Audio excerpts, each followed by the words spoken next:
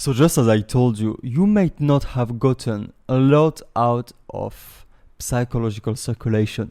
It might have looked very abstract, not concrete at all. In fact, if you don't have already some kind of experience with inner exploration, you don't really see it as something concrete. It's more like abstract, cool ideas, but you don't see how it materializes. You need some experience to see how it materializes and to see how powerful this stuff is going to be to your social and dating life. Not even talking about your life in general. For this sake, I'm going to give you the concrete, specific, easy way to practice something that will get you a lot of results and allow you to get some grip with this psychological circulation. This exercise is what I call happiness meditation. The happiness meditation. This is how I call it. And we're going to explore that, how to practice it, and this is what you will need to practice. Practicing this will allow you not just to be more happy, but precisely to have more control of what's going in you. Which means, for example, you get rejected. You're suffering, you're in an interaction, you're having bad emotion, you're not enjoying, you're starting to feel afraid. Practicing this will allow you to deal with this situation very easily. And as you will see, anything can be embedded inside.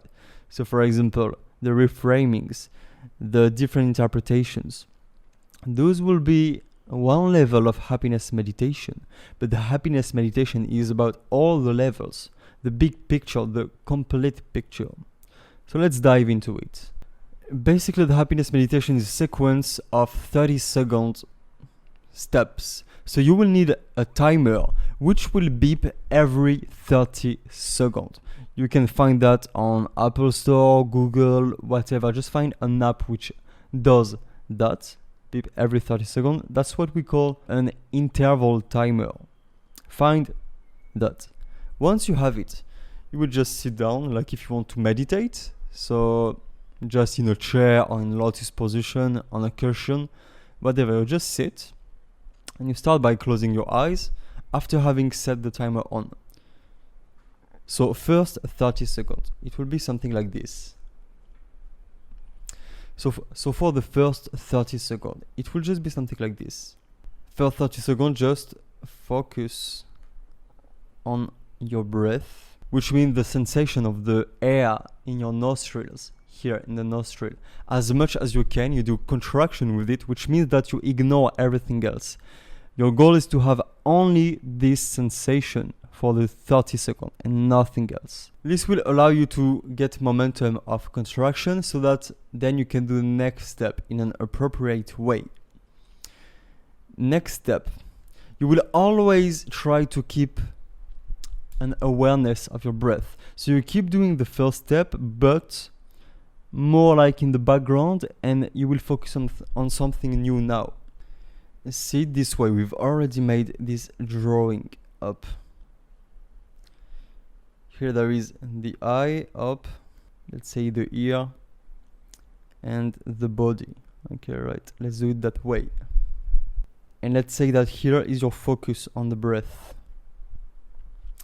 So what you will do is that, so first 30 seconds you focus on your breath, and the 30 seconds that comes after, so when you hear beep, now you will go on your kinesthetic channel up.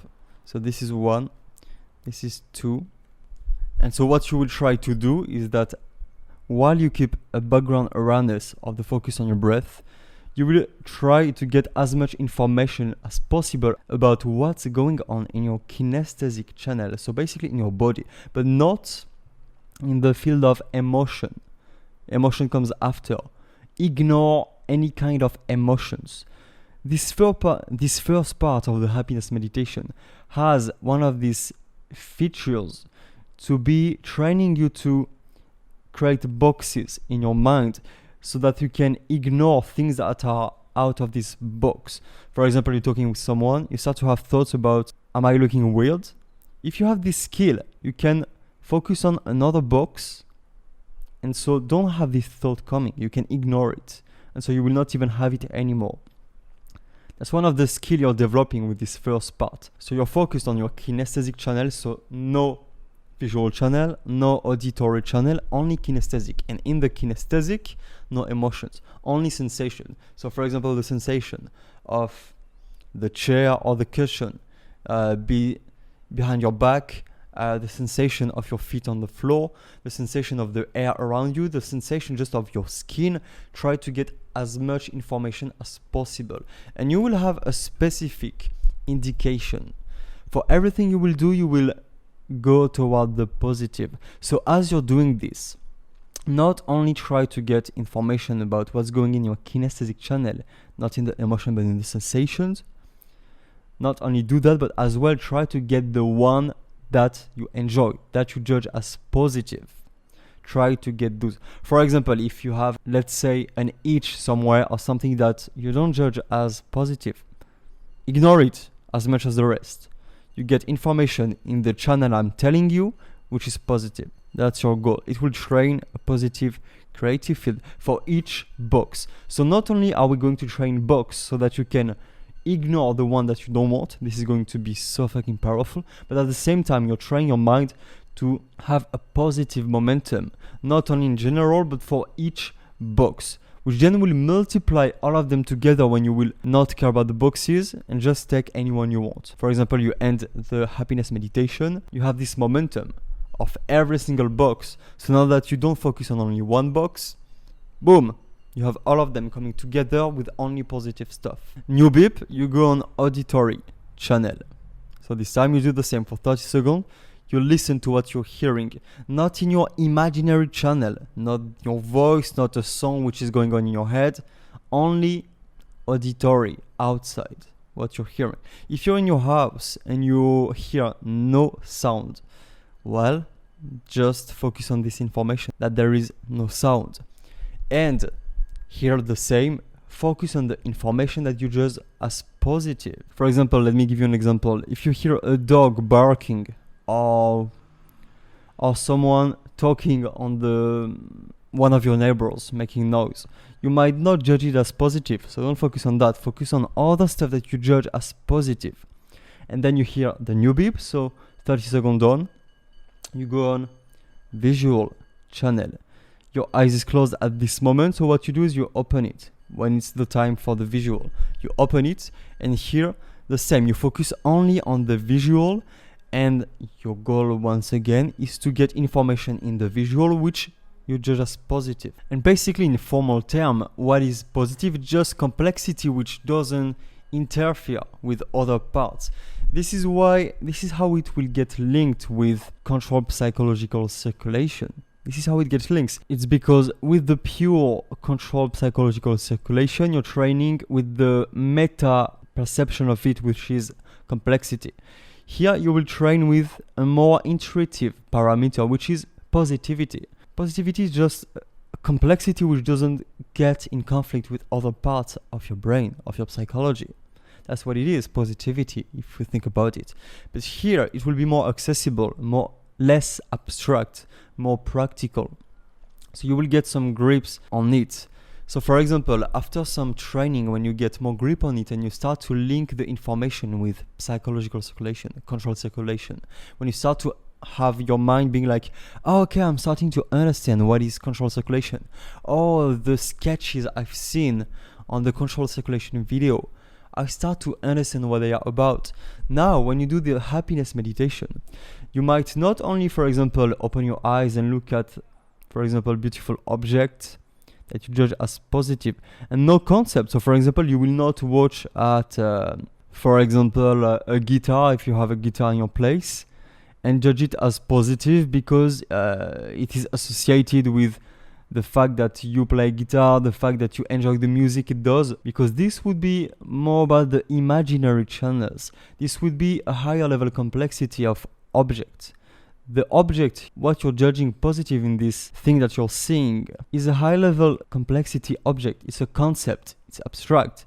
You're not judging what you really see. Actually, you're not seeing anything. Everything is imaginary and think about it. But there's a difference between judging the guitar as positive because the way it looks, just the color, the perspective, the shapes, this is positive, you like it, or judging it as positive because of the higher level concept which comes upon it.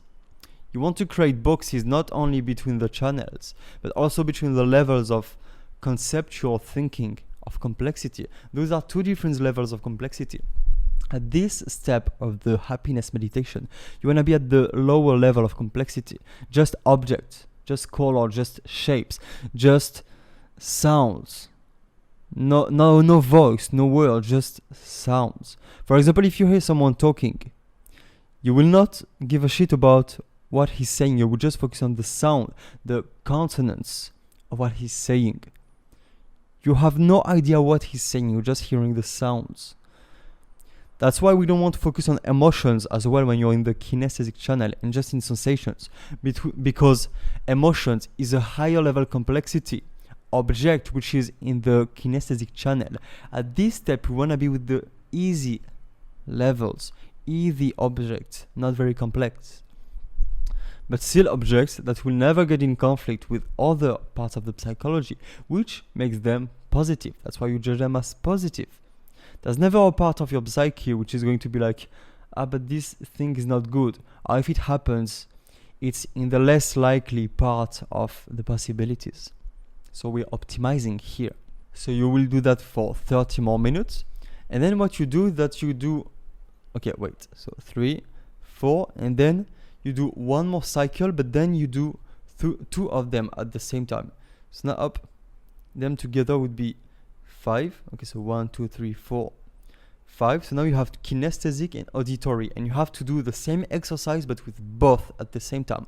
Yeah, we're building consciousness with that. We're building a lot of fucking consciousness. Well, it's like any kind of meditation.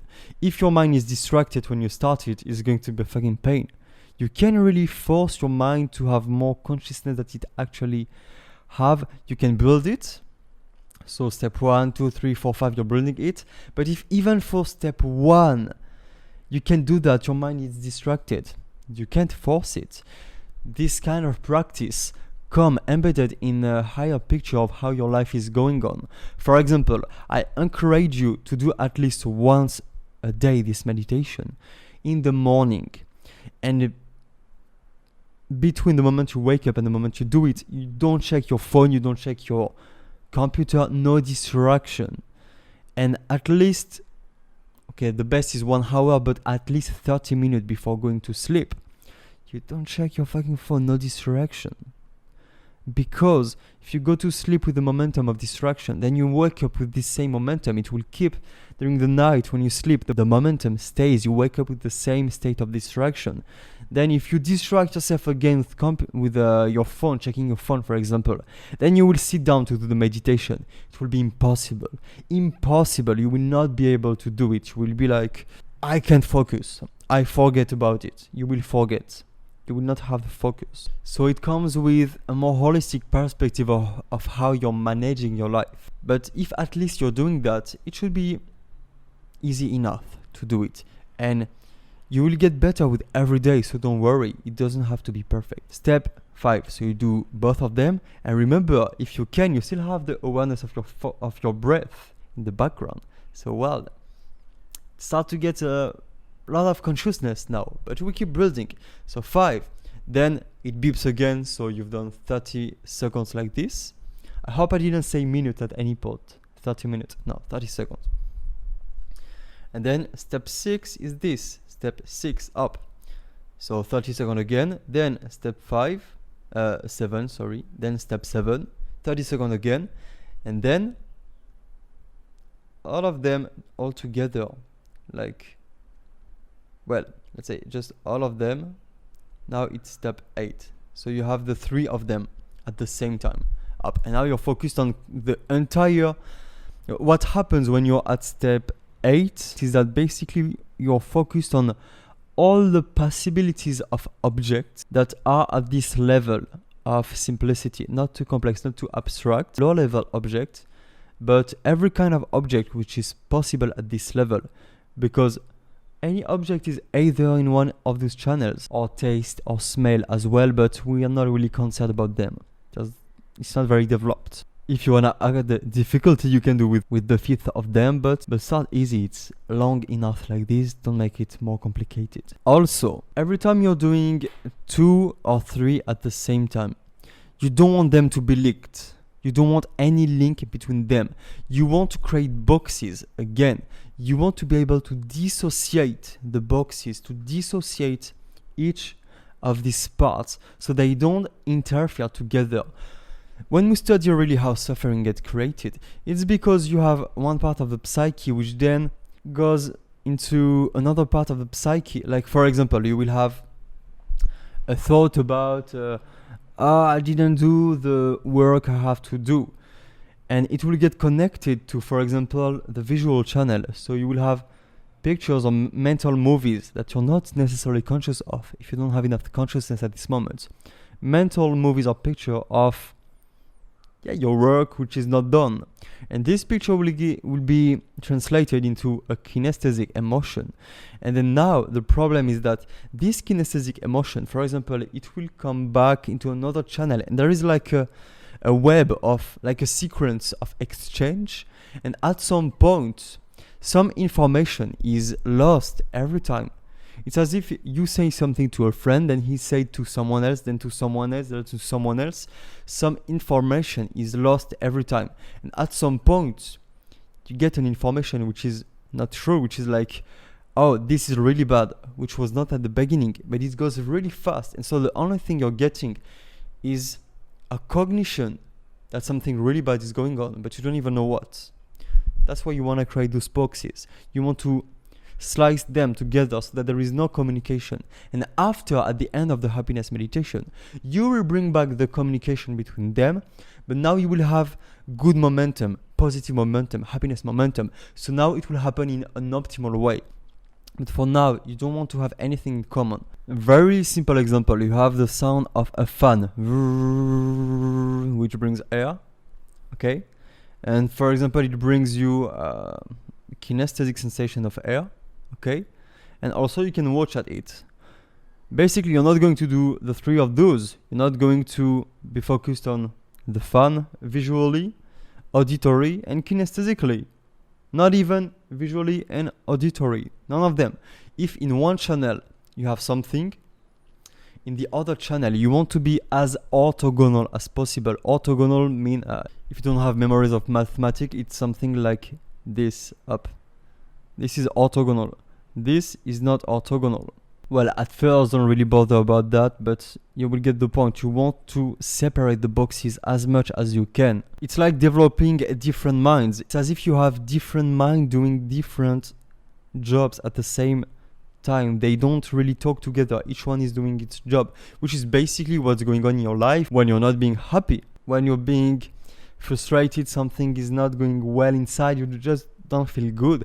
That's what's going on, but you can't see it. Here we're learning to go back to the source of all those dynamics that are creating problems inside, and to work on them, to train them proactively, to become conscious of this dynamic and train to have control over them. Now, after that, what you will do is you will do what we call mindfulness, which is basically try for 30 more seconds, right? Which is basically trying to be conscious of all the things that are happening inside you, or whatever, all the things that are happening in your consciousness, which are not within the field of what you want. So for example, you want to be focused on all the 3 of them, and you have pictures of a dog coming in your mind, or you have an emotion, or you have whatever, you have I don't know, something which is not in this field.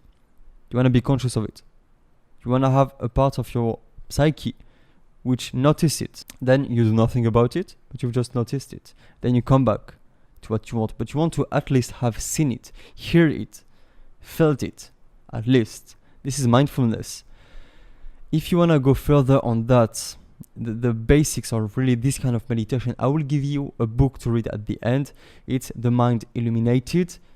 If you want to be serious about meditation, you have to read this book. But anyway, let's just keep going. So you will do mindfulness, but with the 3 of them. So now we're adding a step. First, you have the focus of your breath, which is still here. You feel it. You're doing this job this happiness meditation with all of those 3 channels in an orthogonal fashion. And now you add more step. As you're doing that, you want to have one more psychological part which comes and which seeks for stuff which is not within any of those boxes. It starts to create a lot of consciousness. You will see. It's like it's not even a feeling. It's just like, wow. It's complicated. You will see. And it's not the end. It's the beginning. You're developing not only happiness, not only control, not only reprogramming your mind the right way, but you're developing consciousness here. That requires a lot of consciousness. So 30 more minutes. And then what you do, you come back up to step 1. And you will do cycles like this. This is one cycle. But with every cycle, look at it this way. With every cycle, you will go one level of complexity higher. Right, up, up, up. So this was, let's do like this. Right. So this was step 1. Okay. Now this is step 2. Like it's big step 1, big step 2, up. And then now what you do is that, so you refocus on your breath, just your breath for 30 seconds. Then you go back here in the triangle. So starting with kinesthetic. And what you do this time is you completely ignore everything you've been focused on before. Everything that comes from the outside. Everything that's from the outside, from the external channel. You completely ignore it as much as possible and you will focus on new stuff. This time you will focus on the kinesthetic, but the imaginary channel, and not in a complex way, not complex. The same level of complexity of what you've been focused on in the external channel. And what you will have to do basically is create. Now it's the time where you create. You don't focus on what's there, which is good. You will create good. That will just positive. For example, extreme case scenario. Let's think about an orgasm. That will be extremely positive, kinesthetic, imaginary. You're not really having an orgasm, but you're imagining it. Now you will see that actually most of the time when we imagine, it is a visual picture or sound. For example, you have music. But we can imagine emotions, kinesthetic as well. We just never train it, but we can, and you will see how powerful it is. And we can even make an argument that emotions are just imaginary, kinesthetic, self-created stuff. But let's not go that far, we don't really care about that. So for 30 more seconds, now you will focus on your imaginary kinesthetic channel. Not on emotions, once again, it's too complicated of an object. Simple object. Emotion is a thought. Emotion is in the field of thoughts. Thoughts is too complex. We will go there at the next step, the third big step. Now come before thinking. Emotion is a kind of thinking. It's too complex. Let's not go there. So, for example, let me give you some example. You need to develop this creativity for yourself. Every time you're doing it, every day when you do it again, don't use the thing you've used the previous time. As everything I've taught you in this course, creativity, develop creativity, new every time. Orthogonal, as much as possible.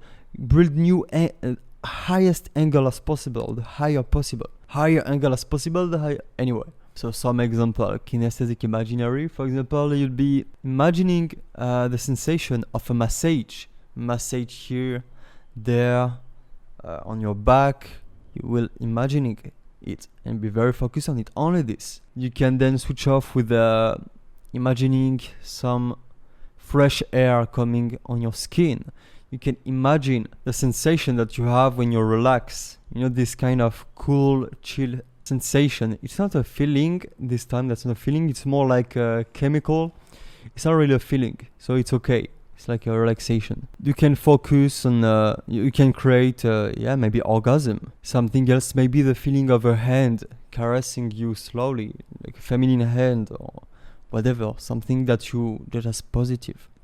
Or maybe even temperature. For example, you're at the sun, like the feeling of the sun. You focus on the imaginary sensation of the sun on your skin. Or water, for example, you're in water, fresh water.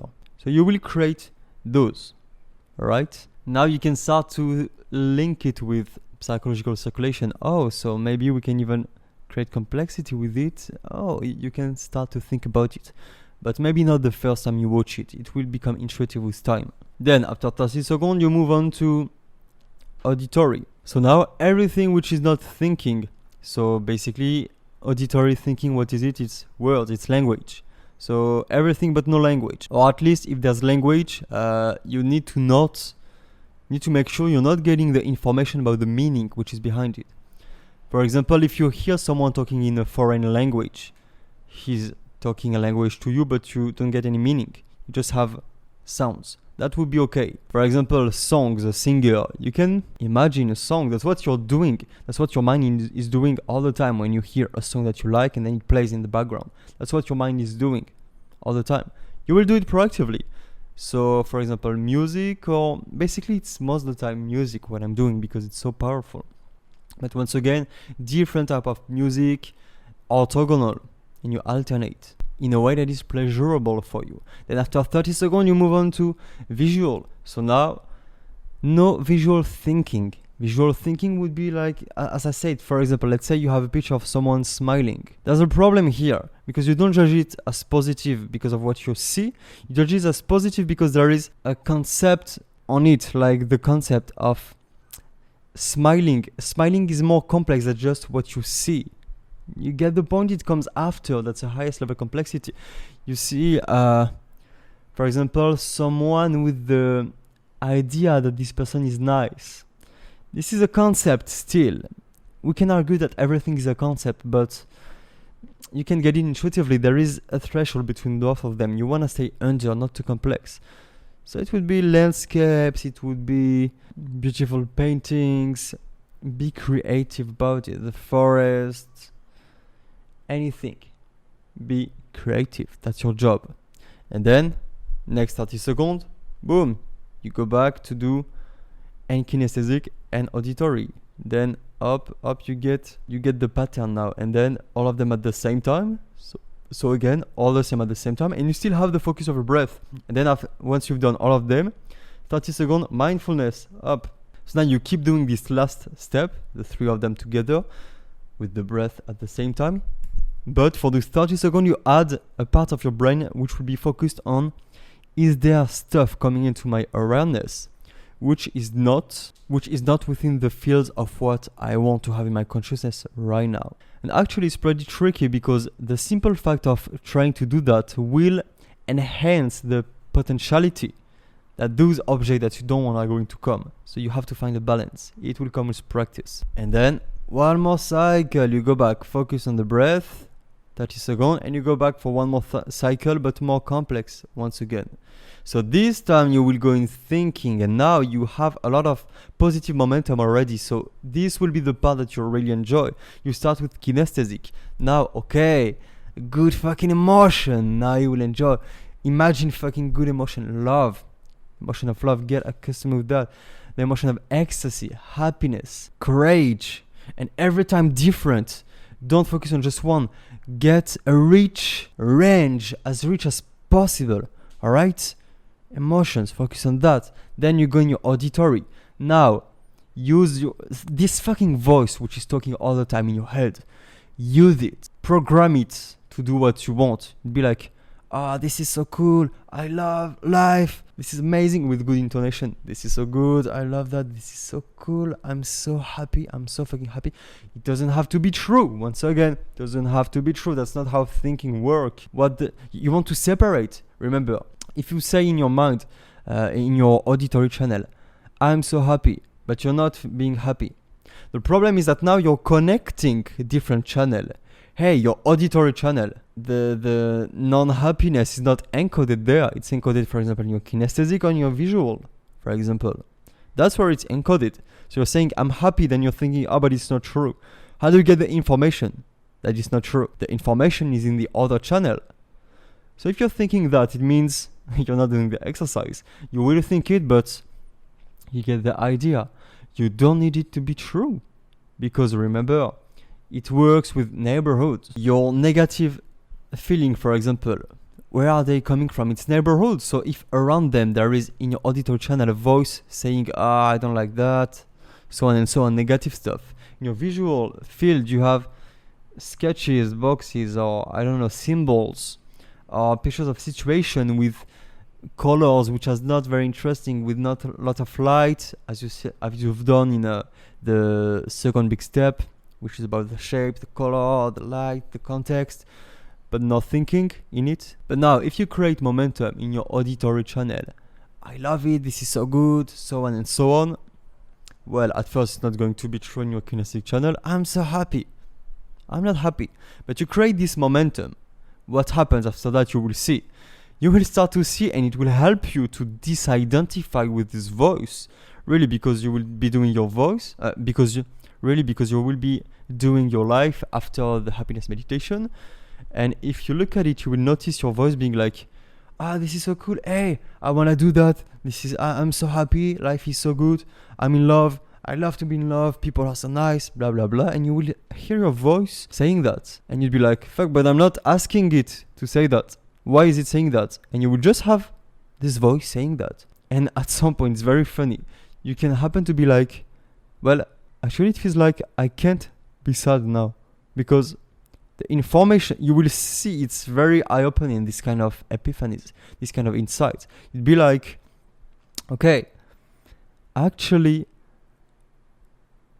I can't be sad if I don't know I'm sad.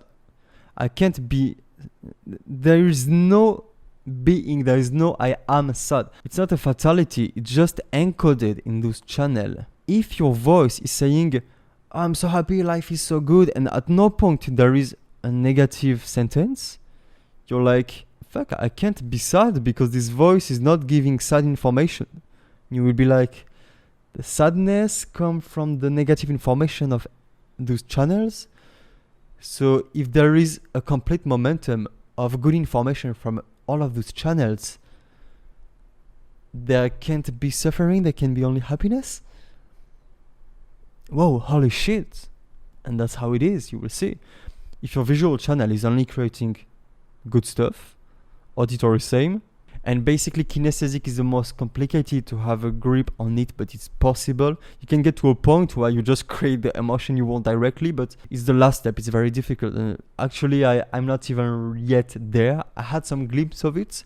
It's possible, but it's really profound. But the emotions being influenced by the neighborhood, only if your visual and auditory only create positive stuff, it'd be like, well, I can be sad because I don't get the information I'm sad.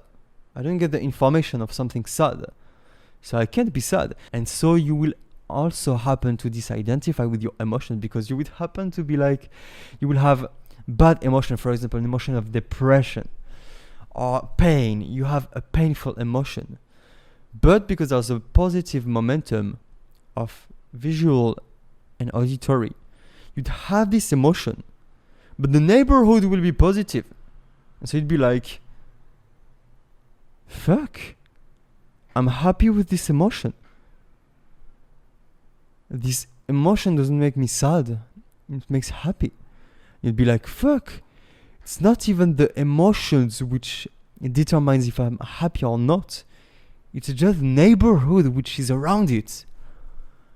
I can have an emotion which I used to judge as depression. I can have an emotion which I used to judge as painful.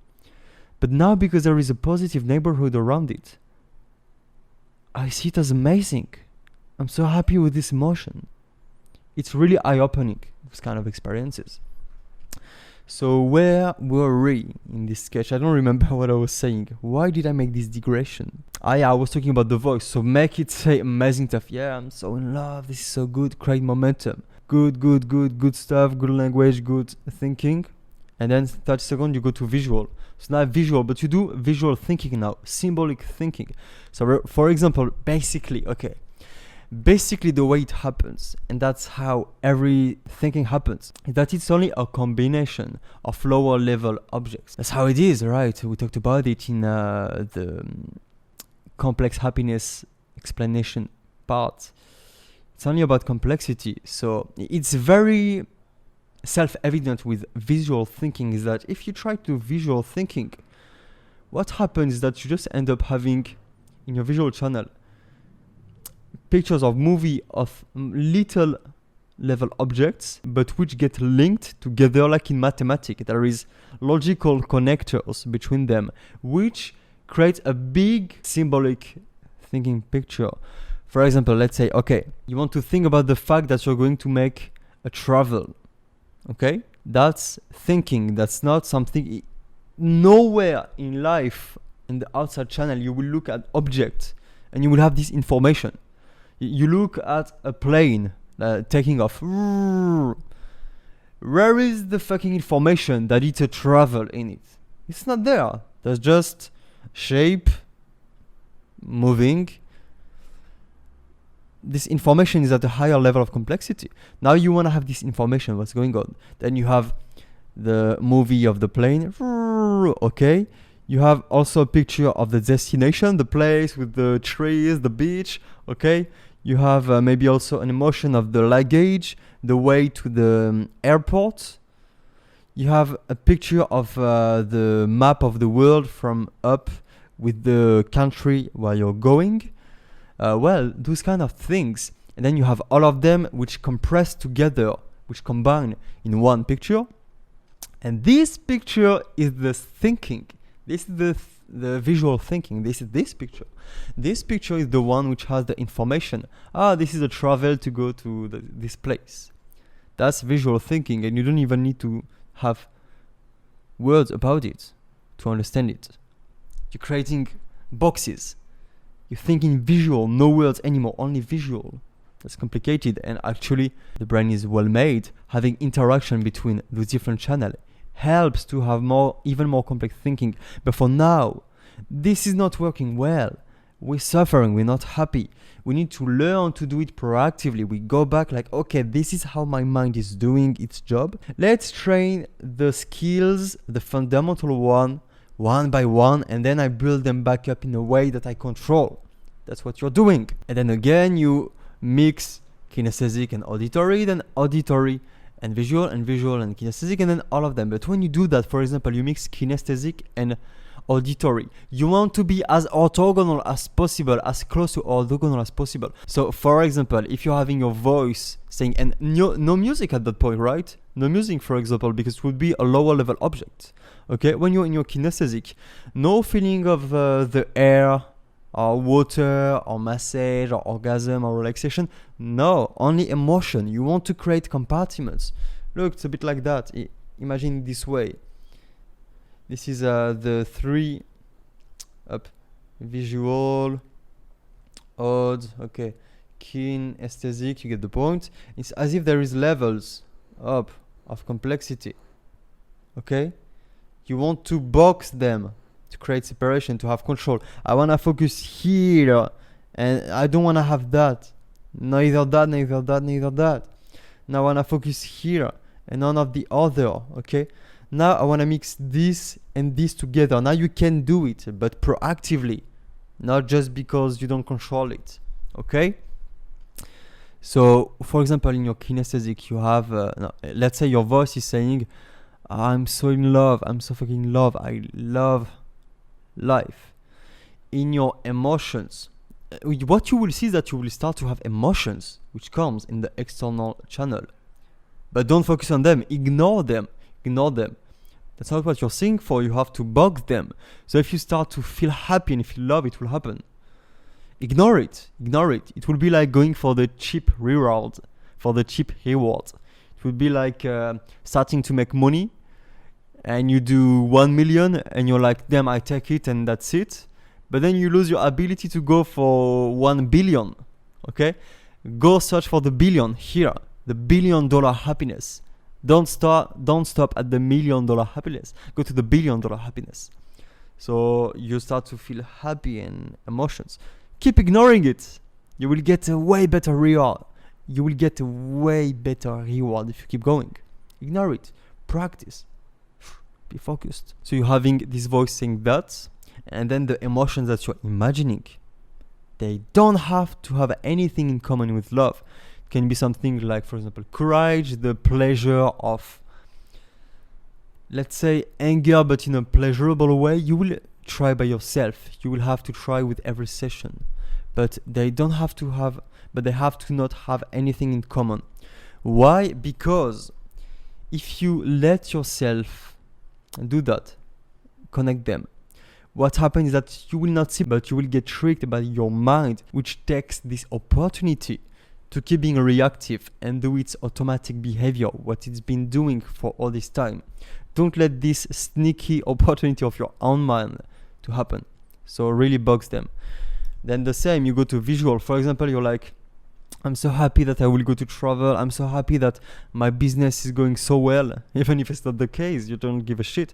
I'm so happy to be this situation. And then at the same time, your visual thinking, it has to have nothing in common with that. Separate them. Nothing in common. Orthogonal. And then good, now you go to mindfulness. Now it's hard. Focus. Okay, right. Boom. And then you go back to focus on the breath. And now the last step. This is the step when you connect them. And this time you have access to all the levels. You can connect. For example, if you want to connect, let's say in your emotions, you create a feeling of love, for example. Then what you have to do, you have to train your connection. You will generate music, which is love music, which amplifies this love, okay? And at this point, you might not be feeling it in the external channel. This is something that will come with time. It will come afterward. You're training a momentum in your mind, which is going to create short-term momentum and long-term momentum. You're training that in your mind. And so with time in the external channel, is going to follow. You're going to have love and happiness for real in your external channel. You will start to live more and more a life where just you'd be like in your house or walking in the street and you'd be experiencing falling in love. Like exactly if you're falling in love with a woman, you'd be like here, and in your body you'd be like, fuck, I'm falling in love. You don't know why. There's no reason why, you're just falling in love. Because well, you don't fall in love because of a woman. You fall in love because an amazingly beautiful pattern has been created inside you. That's what makes you fall in love. It's not the woman. And you will learn to generate that by yourself. And let me tell you, if you live in this way, then you will interact with a woman. How incredible is it gonna be? For example, 1 week ago, I released a story that I had with a woman. The restaurant. It was a waitress. I was really into her and she looked to be into me. Well, basically I went to the restaurant and then went home with her after her. So it was funny story. But the thing is that she was talking with me and I started to feel a rush of adrenaline. Like I was looking at her in the eyes and I had a rush of adrenaline, which in a normal situation I would have blocked because I would be like, whoa, I might not control it.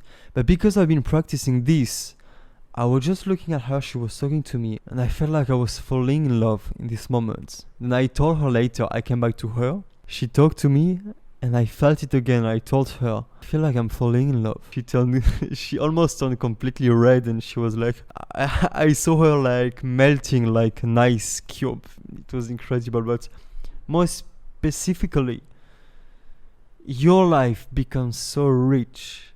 A life becomes a love story.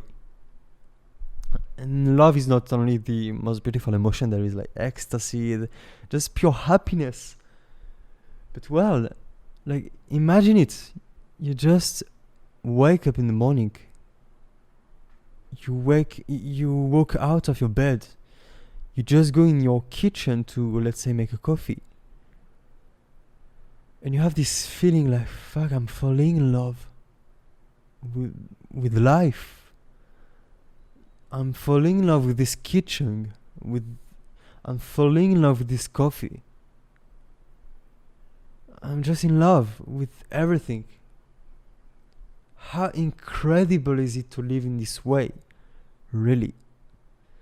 That's what will happen in the long term when you train this skill. You train that. It will not come at first. At first, you will have what I call a meta-negative object, which comes in your awareness. The thing is that every time you want to try a new behavior, a new technique, a new way of living, every time there will be a metacognition which is like, no, it doesn't work, no, it's stupid, it's a field that I don't know. And so you will try, for example, to do that, and you might have a meta judgment around it, which at first, for 1 or 2 weeks, will make it not pleasurable to do it, because you will have this thing being here and you can deal with it. But with time, it will go away, and then you will reap the benefits. You will have trained your mind, and then it will just run, and you'll be like life is incredible. You could just be sitting in a cave, for a year, and you'd fall in love for no reason. Now just imagine yourself going out and meeting a woman, and talking with them, looking at them in the eyes, and having this experience that you're just asking, what is your job about? She looks at you in the eyes with a smile, and she answers. And you're melting inside, you're melting. Your mind stops working normally, stops working in a rational way. You look at her, and the only words which comes to your mind is, I love you. You don't have to say it, but she will see it. Well, and that's what we said before. Showing interest has to be balanced with how alpha you look. If you've trained, if you do what's in this course, you will look alpha, very alpha. And so when she will see that, any woman, she will see, fuck, this attractive man it looks like he loves me just for no reason. Dude, there's nothing more to do, really, nothing more. This is the most powerful thing you can do to get a woman, really. That's it.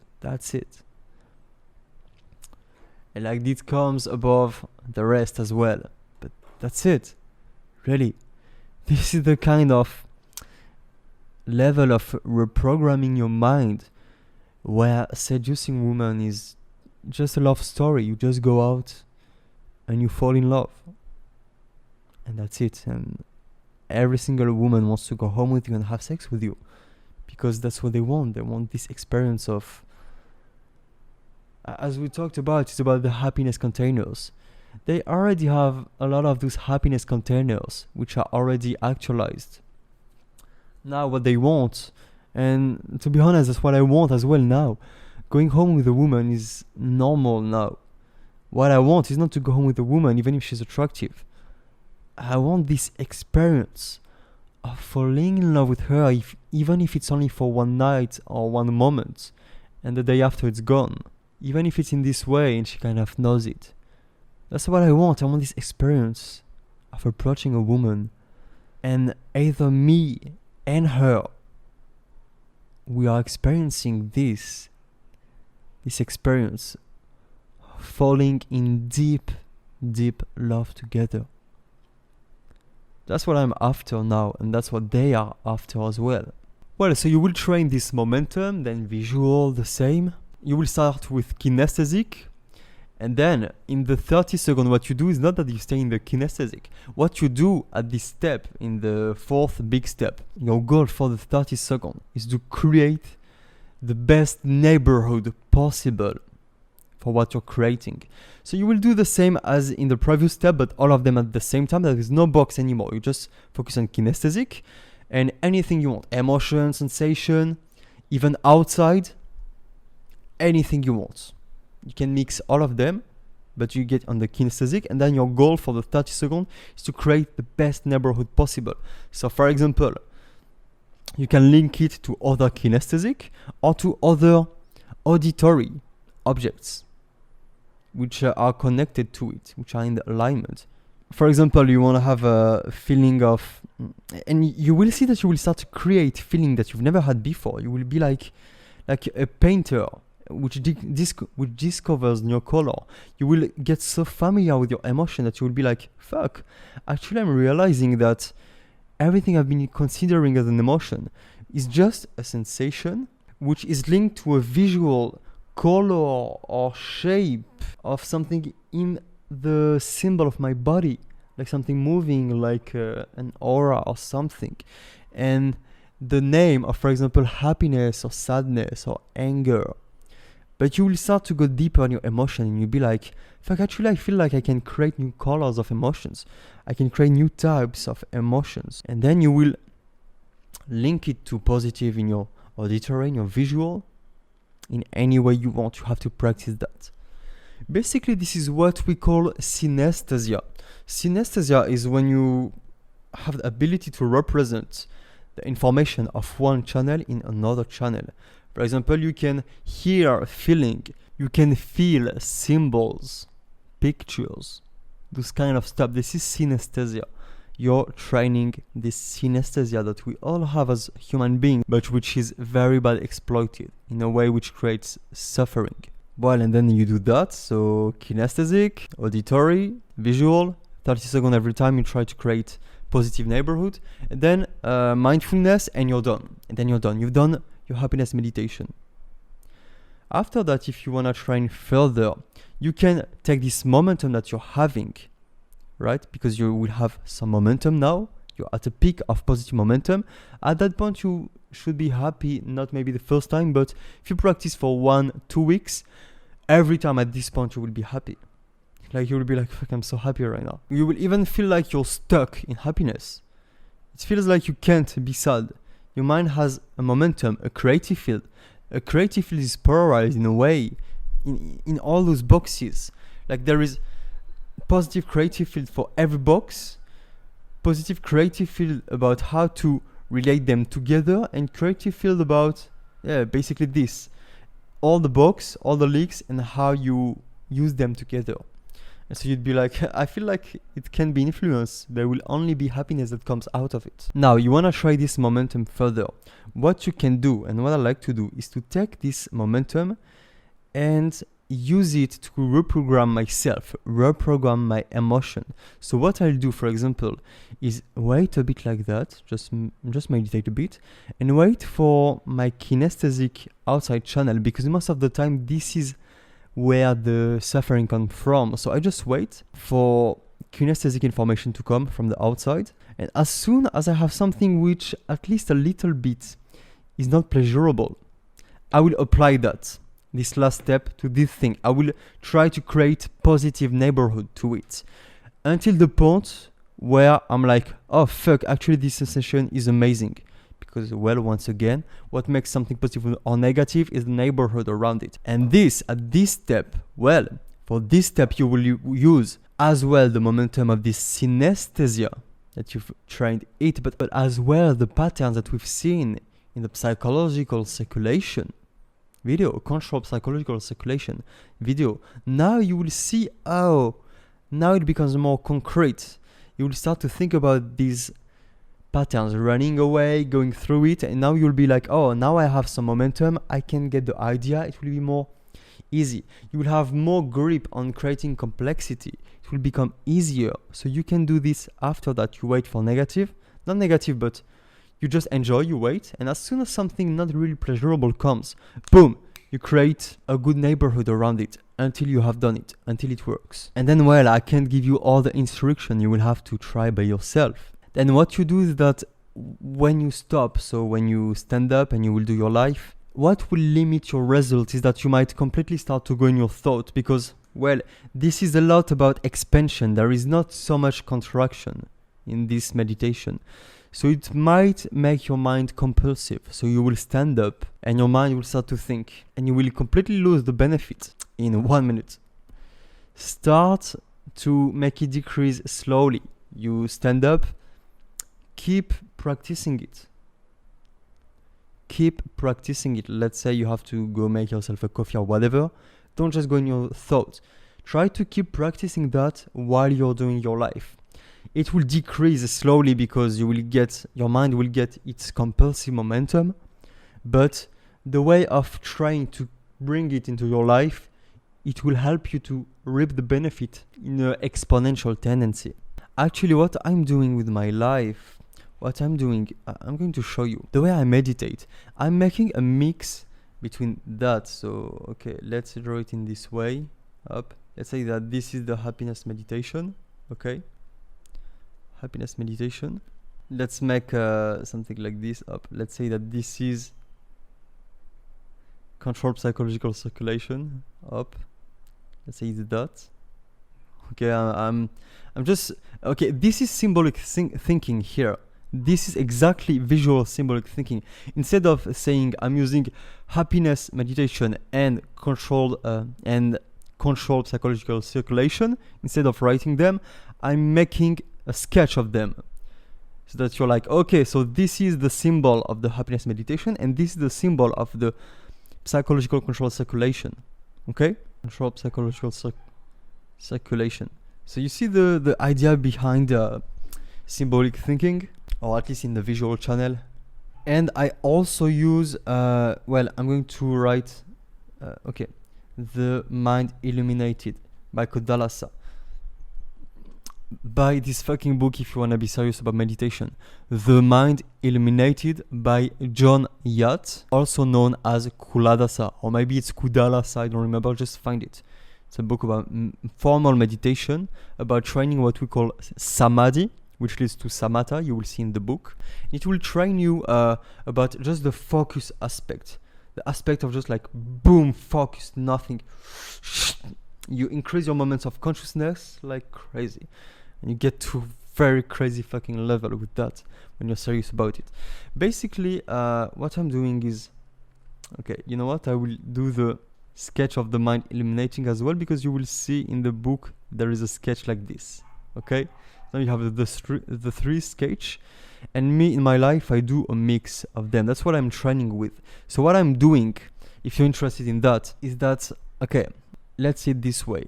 I'm doing the synesthesia exercise, which is at the end, synesthesia exercise, okay? And I alternate it with focus, which comes from the Mind Illuminated. You will study it inside if you're interested. I alternate between them because if I do too much synesthesia, like they are kind of opposite. This is opposite polarities.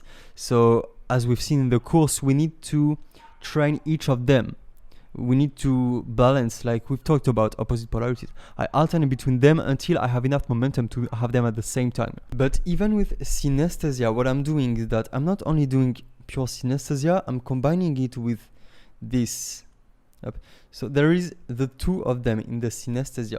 So basically what it means is that I will mix the synesthesia with some directions, with some purpose. For example, when you will do it in the happiness meditation, you just do it with what comes in a way that is very free. When I do it in my life, I will alternate with this completely free way of doing it and with a more complex, precise way of doing it. And the way I do it is, well, this is how I draw it. Let's make symbolic thinking again.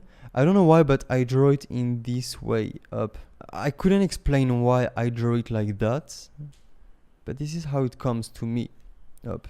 So maybe it will help you or not. Wait. I honestly could not explain why this is the way it's represented like this in my symbolic visual thinking. I've not become conscious enough to really grasp it. I can't explain now, but this is how I represent it. Let's say this is the most common complex structure of thinking that we've ended up with, which is, let's say here, this is basically your material life. Let's say here is your material life, materialistic. For example, your business, your success, this kind of stuff. This is what we could have represented in the map of identity. You know, this map of identity, it's more about like concretely what you're doing with your life. Here would be more like social and dating life, which means like with other people, what we could call other. This in the material life, it's not linked to other, it's my job, what I'm doing. There is other as well inside, but that's not the main thing. Then there is the social dating life, other. This would be, to me, this is like my thinking research, like let's say thinking epiphanies. This is like the big database of all my understanding, the conceptual thinking, intellectual. Okay, let's say intellectual. We will call that intellectual life. Okay, and we could even add one other. Okay, up. I'm too lazy to draw something, which would be like spiritual life. Okay, so you see there is like boxes, like big complex structure that we've ended up creating. And what I do is that I will apply this synesthesia, but in this context. So for example, I will be focused on my business, for example, my success. I'll be thinking, okay, I will make a lot of money, I will do a job that I really love, I will be able to share the knowledge that I love and be paid for that. So I will be able to go to amazing places and really enjoy the fact of working, and I will be able to be in those kind of places. So I will do synesthesia, but with a direction, which is this material life. It could be done with the social and dating life. For example, okay, I will go to these kind of places tonight, it will be so good, so and so on. The thinking epiphanies, the intellectual life. So there is those different direction. And so I will do this synesthesia inside those branches, those big direction. So well, I will be alternating between synesthesia in this way and synesthesia in a freestyle. Okay, so it will be like another polarity. Then all of that alternated with the mind illuminated. And as we've said in one of the previous stuff, the thing is that with synesthesia, what has to be taken into account as well is that, remember, there is like a place in the middle which is about the stuff that comes from the shallower depths of consciousness. Look, when you're doing the happiness meditation, the mindfulness part, I told you to watch out the stuff which is not aligned with what you want. In a general way, you can just be focused on what comes, no matter in which field. And as long as you're doing this synesthesia and this focus, this meditation stuff, you will do it with the stuff which is you're already training with something, and you will keep going. But you must also, so it will be like another polarities, you will need also to sometimes be aware of what comes without you wanting it, and be like, okay, I will create positive neighborhoods around it. For example, most of the time, like actually all the time, the stuff that creates suffering, they come without us wanting them to come. And so it's good to have this awareness, as long as you're trying, see it this way, you're creating a momentum of positive with this synesthesia and alternating with the focus. And this momentum that you're training, you can see it this way, it only has as a purpose that when those objects come in your consciousness from shallower levels of consciousness, which are not positive, then you have this momentum to create positive neighborhood around them. So we'll focus on, oh, this just come, create positive neighborhood with this happiness meditation that we've seen, and this this big way I have of doing it. Let's just go all of that, the Alexander inner game of life. Okay, Alexander is me, Alexander inner game of life. That's what I'm doing when as long as I'm not lazy, so I'm too lazy to do it. This is what I'm doing in my life. That's how I'm doing it. And basically, if you look at it, all life can be summarized with it, because when you can do this stuff with enough consciousness, so enough complexity, well, what happens when you think about your material life in a synesthesia way, your social life, thinking, intellectual life, spiritual life, basically you compartmentalize everything in your life, and you do what you've always done, which is getting involved in it. But this time you're getting involved in it from this perspective of doing this positive happiness synesthesia, alternating it with freestyle, with meditation, like formal meditation. So it's just doing your life, but in a way which is extremely organized and optimized to generate happiness and to get you what you want, to get you efficiency. Okay? So this is how I do it. Now, what is good is that what happens now when you have this skill which develops on the long term? Now you will go out. Let's say you go out at night. You get in a place like there is clubs, music, you get afraid. Well, you've trained yourself to be fine with your emotions, to feel them. For example, I told you I started to have some rush of adrenaline, but I was like, fuck, now I'm used to that. I know how to deal with it. It will not create negative neighborhood. Okay, wait. What I wanted to say about the social and dating life is that what we've seen in the what to do before approaching, and what to do before approaching, this is the way that I will use the synesthesia, freestyle, focus of the mind illuminated. This is the way that I will do it if I want to apply it to social and dating life. I would just picture myself in this kind of situation. That's what I'm doing. That's what I will do. This is how I will do this happiness meditation, apply it to the field of social and dating life. Now, if I think about, okay, how am I going to use those experiences and bring them into my life in another way, it will be more about the material life. But that's why I wanted to say it's really well optimized, all of this. So you get in this place, let's say you get close to a place with nightclubs, you start to get stressed, afraid. If you have this skill which you've trained, well, you can handle your emotions, but also, well, practicing what we've seen before approaching is the way to practice that, is the way to be fine. It's optimized at this moment to go on this field. It's really fucking optimized. You get in your interaction. What will happen is that's what I used to call bombs. This is bombs. I used to call that back in the day. It's like you have bombers, you have bombs inside of you.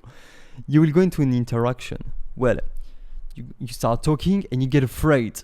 It's like if there's a bomb in you which is about to explode, something is blocking. And so what happens is that you will do your life like this, up. This is like an axis with time.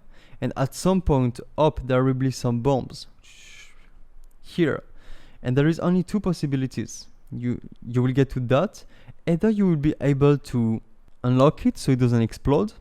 Either it will explode. Boom, explosion. Okay, that's how I see it. You see, it's again symbolic thinking. Basically, what is this bomb feeling like is the moment where you're afraid. You arrive somewhere and you're starting to feel afraid. This is the appearance of a bomb. Either it will explode, which means you will go in a negative spiral. Either you will find a way to unlock it, which is, well, find positive neighborhoods. Look at it this way. When there is a bomb, what it means is that you're going into a negative homeostasis web. Okay, that's what's going on. Your mind is a negative synesthetic system, like a web of cognitions, of objects, of psychological objects, and you're getting tangled into it. Either you will find a way to do what we've seen in the psychological circulation, which is either by running away from it, either by going through it, find a way to get to a new homeostatic, positive web. That's what you want. You're like, oh, now I'm getting in the negative web, of psychological web, which has some homeostasis, which means it's not going to go away. You've trained this enough, so now you have the ability to be like, okay, boom, I found a way. May it be with high-level objects, so for example, thinking. The part when I gave you all the creative fields, with the context, with you, with her. Okay, maybe it's okay because if I see it in this way, it's not a problem. This would be applying this with high-level complexity objects, which is thinking. So it will be getting out of this negative homeostasis web, so this bomb, unlocking it, by thinking with thoughts. That's a way that works. But with this happiness meditation practice, you have the ability to get out of negative homeostasis web and go into positive homeostasis waves of psychological elements with other stuff than thinking. And this is where we can say it get irrational. This is where you would find a way to get out of it, which other people would say, but it's not logical, that's not rational, that doesn't make sense. Yeah, it's completely irrational. Hey, the mind is not only rational. The rational aspect of the mind is small part. A very simple example. You start to get afraid, and for some reason you have some momentum of synesthesia. This feeling makes you think of a feeling of positive adrenaline, which makes you think of, for example, a park with the roller coasters of this adrenaline, or the challenge of like, whoa, you're in front of a big landscape, like, oh, I'm going to dive into life. You have adrenaline, and then it makes you have a picture of this same emotion but in a new color, for example purple, beautiful color. And so now you're like, oh, now I'm in a positive homeostasis field, and now it's like it unlocks.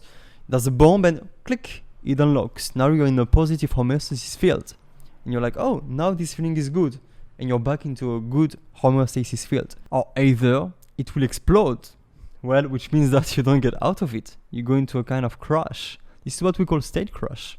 or maybe if you don't go right towards state crush, still it doesn't feel really good. You go into a bad spiral. Well, it's fine. It's completely fine. Well, it's part of the game. That's how it is. Look, that's how I see interaction. Either you practice what we've seen, what to do before approaching, and you do it well, and so everything's fine. Either you will get on bombs on the way. This is expected. Those bombers are either a bad thing, either a good thing. You want to make them a good thing. How is it a good thing? Well, it has everything in life. We are lazy. The mind is lazy. Unless it has to do something, it will not do it. Like, we have to force ourselves. That's why we need to have deadlines to do things. We need an external pressure. Those bombs are external pressure to force you to create the right momentum in your mind. You're there and you're not really focused. You don't really do the exercise that I gave you, or you get lost in your daydreaming thoughts or whatever. Now there's a bomb that appears. Oh fuck, I kind of feel afraid now. Now I feel uncomfortable. Well, basically what does it do is that your mind focused now. Now there is something that your mind is focusing on, like, whoa, let's deal with it. Now how do you deal with it? By applying that. So basically you're forced to applying it. It will help your mind to get focused. It's like with the flow. Remember the flow state. Danger focuses your mind. A bomb is a bit of a more powerful thing because flow is a perfect balance between a bomb, which is about to be negative, and the ability to deal with it. So it's kind of a perfect match. Those would be generating flow. And at some point, those bombs will generate flow. For you will be in a kind of Spartan state. You will like it. Oh, I want to get more bombs so that I can unlock them. I like this game. But before that, the balance is not really balanced. So it's more of a negative and you don't really enjoy it. It's painful. It's not pleasurable. Well, at least it forces you to do the job. So you will be in your interaction. You will have to do the job. So me, I see it this way. When I'm in my interaction and I go out, I see it like a gauge of crush. Look, 0%, 100%. And let's say that this is how much negative pressure I'm getting up. The thing is that we want to have external pressure to help us to focus. We want that. If you have 0 external pressure, you're going to procrastinate. You're going to be lazy. So you want to put a bit of pressure on yourself. And this is why you should be looking proactively at those bombs. You should be like, okay, let's find some bombs. Let's make some bombs explode in me. Even make them explode, really. So I see it like a gauge, and I see it moving sometimes up. It's here. I'm doing my life up with time. So up, I'm doing my life. And now up, there is a bomb. I see and I feel it rising up like that. And I'm like, whoa. Shit, it's now I'm starting to feel a bit afraid. I feel it's negative. But I want it to happen. You want to make this threshold go up and this negative outside pressure, because it will force you to program your mind the right way. Let me give you an example. Have you ever had a travel which was very unpleasurable in terms of the conditions? For example, okay, I've not done it, but for example, you go for the army. I've heard that it's one of the best experiences. Okay, you have cold showers, it's not very comfortable, or any kind of things like that. This is supposed to be extremely unpleasurable, but at the end, you love it. It's amazing. Why? Because you've been exposed to so much of these bombs that your brain has been forced. You have been forced by the external negative pressure to set your mind in the right way, so that now, as a default, you're way more happy because you've been forced to create patterns in your mind which creates enough happiness to counterbalance the level of outside negative pressure. And so you want to emulate that with your social and dating life. You will go out and you will be searching for those kind of bomb. At first a little bit, and the more you go toward it and learn to pass it, so you'll be a bit afraid, and then up you find a way to be fine with it, and now you can be searching for a bit even more pressure. And this is where the Spartan state gets in the scene. Like you want more. You want the threshold to be more close to the top.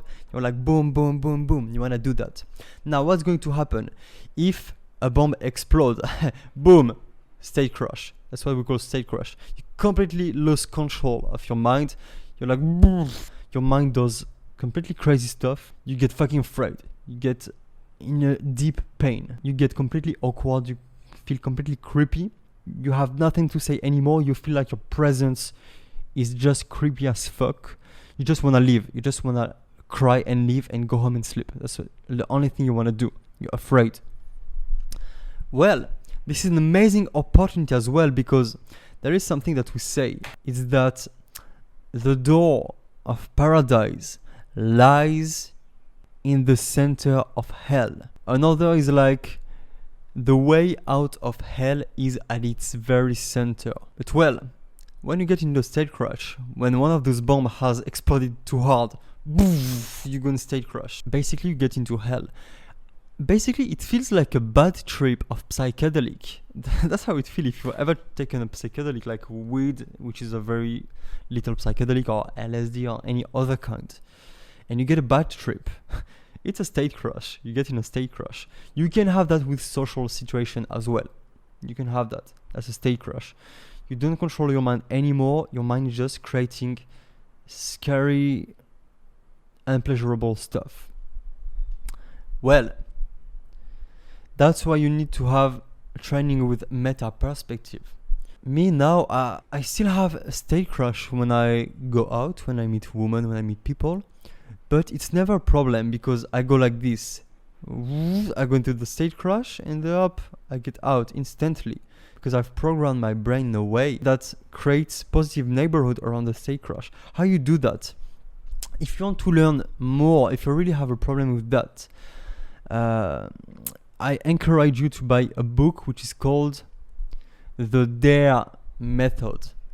The DARE Up Method to deal with panic attack. But basically, one of the interesting things that you will learn inside is the ability to do what we've done in the happiness meditation, which is to create boxes. You want to box the elements that are going on. Your mind is chunking, is combining the element and creating a thought from it. For example, you're having the thought, fuck, I'm getting into a state crash, even if you don't call it like that.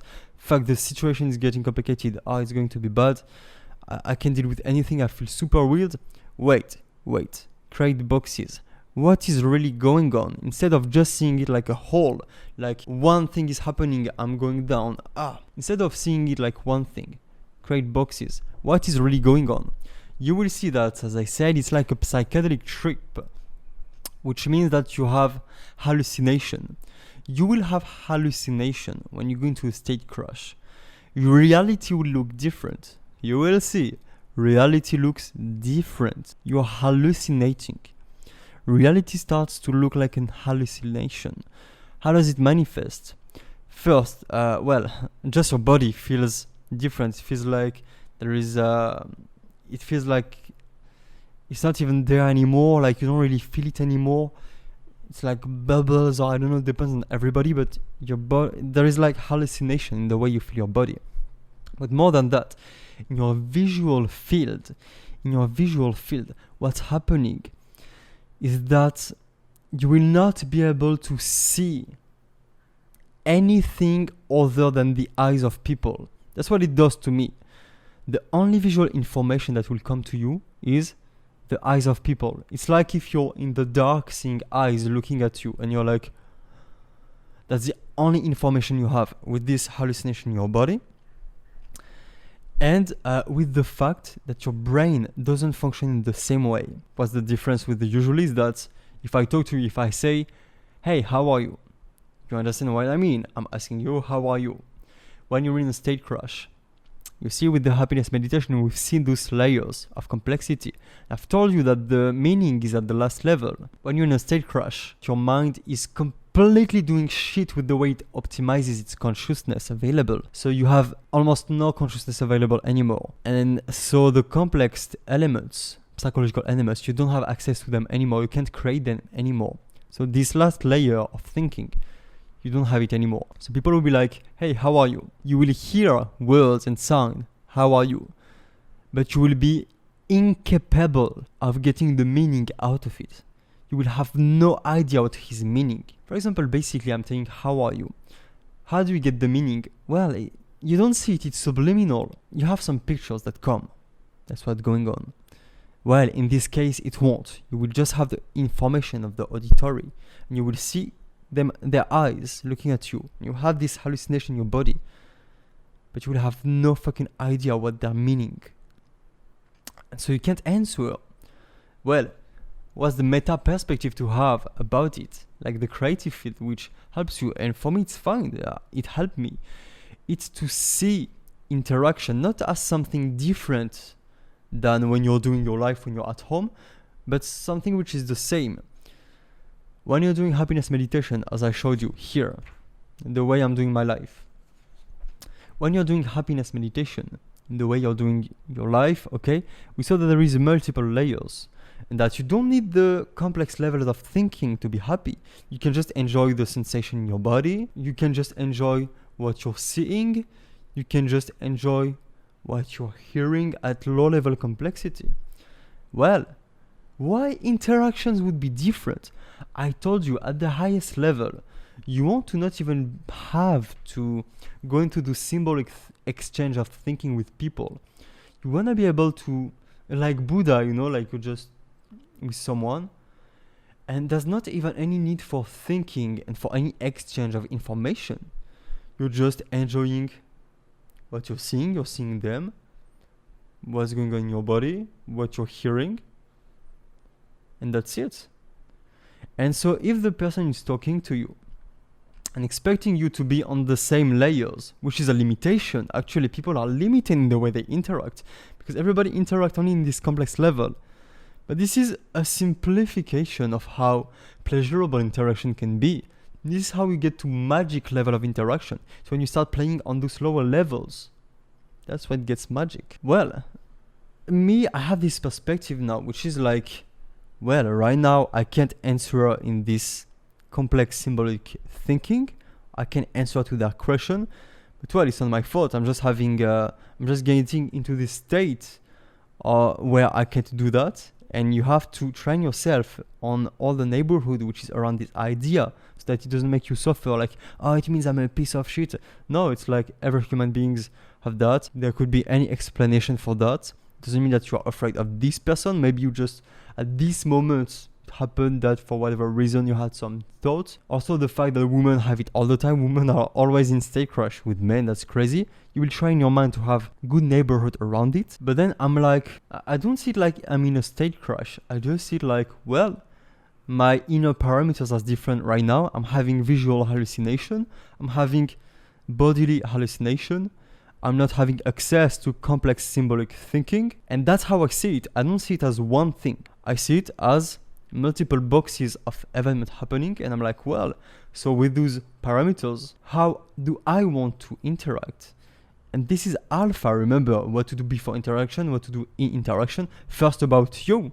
First, it's you. What do you want to do? Selfishness. So literally at this point, what's happening is that to be able to interact in this less complex way of managing your inner psychology, it requires either some work, either some pain actually, because if you're always in your complex thinking, going into lower levels of experiencing life is not really pleasurable. There's a bit of suffering with it. So when you will be facing someone which has a lot of momentum of thinking, if you just look at them and go into lower levels of enjoying life, it will force them to do the same, to be able to communicate with you. And actually they might feel a bit uncomfortable with it because they're not used to that. And so you will have this dilemma, like, okay, if I focus on my happiness right now, how I want to enjoy it, it might create some suffering for them. Well, that's a game. First you, and then if you have the ability to include them, you do it. But first you develop your alphaness. And so, well, I will just focus on those lower levels, and because of that, good neighborhood would come around it, and little it will come back. Okay, anyway, we can even link all of that with personality. Why would you be afraid to go into a new type of personality? Why would you be afraid, for example, to escalate or to behave in new ways? Behave in a more, for example, aggressive way, in a more conflictual way, make different kind of jokes, having new behaviors. Because it's all about this ability to not go into negative homeostatic psychological webs. You have trained your mind to have homeostatic webs of psychological elements which are positive. When you're having behaviors that you've trained with, new behaviors, you not train them. So you don't already have the good neighborhood of all of the elements that will come within this web, which are already set, which are already trained. It's like going into new complete places, new complete psychological elements, and well, maybe you will get into negative neighborhood if you go there. That's why you're afraid. Once you're good with that, you don't give a shit. You're capable of creating positive neighborhood around every new element of every new web parameter. So you can create homeostatic new fields very easily. Okay, well, we've talked a lot in this video. It's very important. So we will just stop here, and that's it. That's it. Just practice it. I encourage you, like for 1 month, when you've ended up the conversation, captivation, and humor masterclass exercises, start 1 month of doing that at least in the morning, one every day, with doing the distraction thing that I told you, at least 30 minutes before bed, no distraction, and no distraction between the moment you wake up and the moment you do it. And if really you want to become a beast, I really suggest you really to do it 3 times a day. It will take you 20 minutes, a bit more if you want to keep going. You do it 3 times a day, morning, afternoon, evening before sleep. For 1 month. Really, the game will be so easy. Everything will be so easy, trust me. You want to become a fucking beast? You're in front of this course and you're like, oh, it's amazing. I want to apply that and become a beast. 1 fucking month, you do the step-by-step process outside until you end up approaching. You do what you will see on the next part, which is psychological surgery. And you do that 3 times a day. At least 1 the morning. You will become a fucking beast. There's no way around. See you on the next video.